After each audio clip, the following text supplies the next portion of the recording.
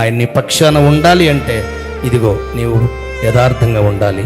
ఆయన చెప్పిన ఆజ్ఞల ప్రకారం 6 రోజులే నువ్వు పని చేయాలి.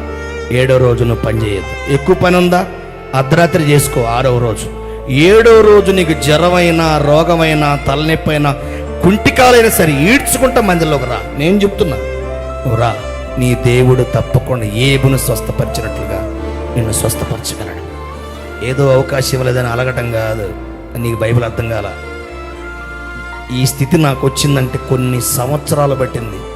ఈరోజు మైక్ ఇక్కడ వచ్చి నేను మాట్లాడుతున్నానంటే నా జీవిత యాత్ర 36 సంవత్సరాల చరిత్ర. ఇది 2 రోజుల్లో 3 రోజుల్లో 5 ఏళ్ళు ట్రైనింగ్ ఇచ్చిన పాస్టర్ కాదు. మోకాళ్ళ ప్రార్థన చేసి క్షణిక ఆశలకి లొంగకుండా, శరీర ఆశలకు లొంగకుండా, ఎక్కడ ఎన్ని అవమానాలు వస్తున్నా, ఎంతమంది తిడుతున్నా, ఉప్పొంగే కోపం వస్తున్నా అణుచుకుంటూ దేవుళ్ళో ఉంటే ఈ స్థితి నా బిడ్డల దేవుడు దీవించాడు.